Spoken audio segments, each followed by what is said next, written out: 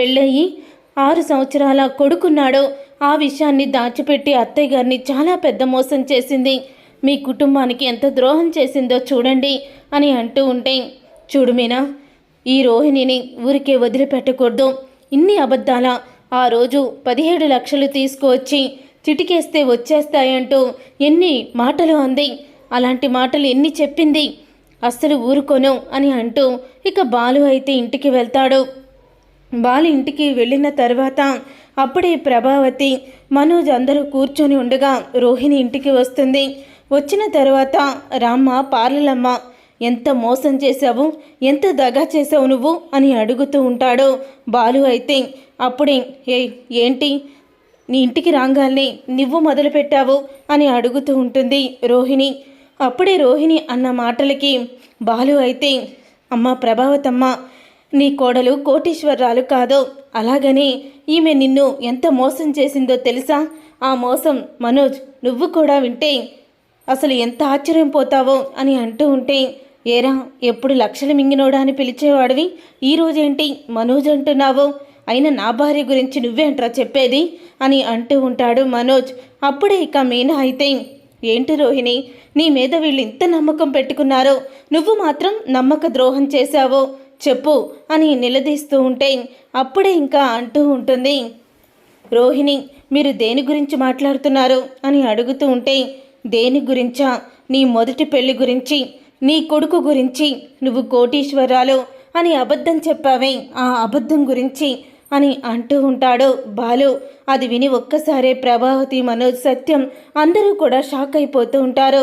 రే, నీకు కానీ పిచ్చి పట్టిందా ఏంట్రా మాటలు అని అంటూ ఉంటే, పిచ్చి కాదమ్మా, నేను నిజం చెప్తున్నాను, ఈ ఫోటోని చూడు అని ఫోటోని చూపిస్తాడు బాలు. అయితే ఈ రోహిణి నిన్ను మోసం చేసింది, నిన్ను దగా చేసింది అని అంటూ ఉంటే ఒక్కసారి ఆ ఫోటోని చూసి షాక్ అయిపోతూ ఉంటుంది రోహిణి. ప్రభావతి అయితే అప్పుడే ఇంకా రోహిణి అలా అంటూ ఉంటుంది, అత్తయ్య అది అని అంటూ ఉంటే, ఈ ఫోటోలో ఉన్న వ్యక్తి మీ అమ్మ చెప్పు అని అడుగుతూ ఉంటే, అవునత్తయ్య, ఆ పిల్లాడు నీ కొడుకా అని అనగానే, అవును నా కొడుకే, నాకు ముందే పెళ్ళయింది అని చెప్పంగానే ఒక్కసారే షాక్ అయిపోతూ ఉంటుంది ప్రభావతి. నువ్వు నన్నెంత మోసం చేస్తావా అంటూ ఒక్కసారి గుండెలు పట్టుకొని కుప్పకూలిపోతుంది. అప్పుడే బాలు అయితే, అమ్మా ఏమైందమ్మా నీకు అని హాస్పిటల్లో జాయిన్ చేయిస్తాడు.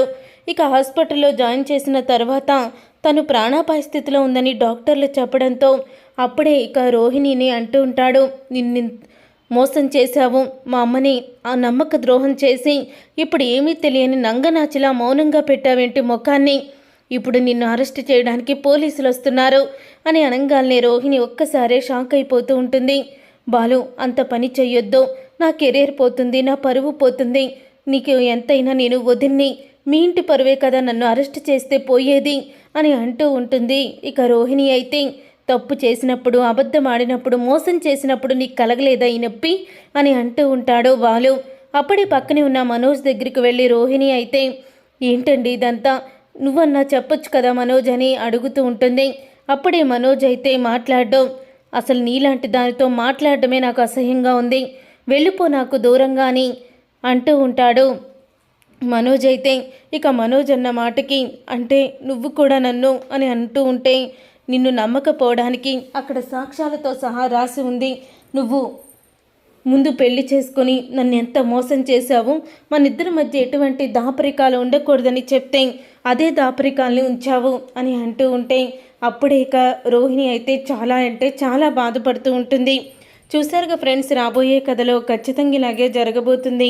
మరి ఇలాగే జరగాలని మీరైతే కోరుకుంటున్నారా?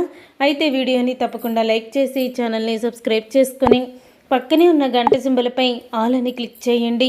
అప్పుడే మేము పెట్టే ప్రతి వీడియో మీరు మిస్ కాకుండా చూసేవచ్చు.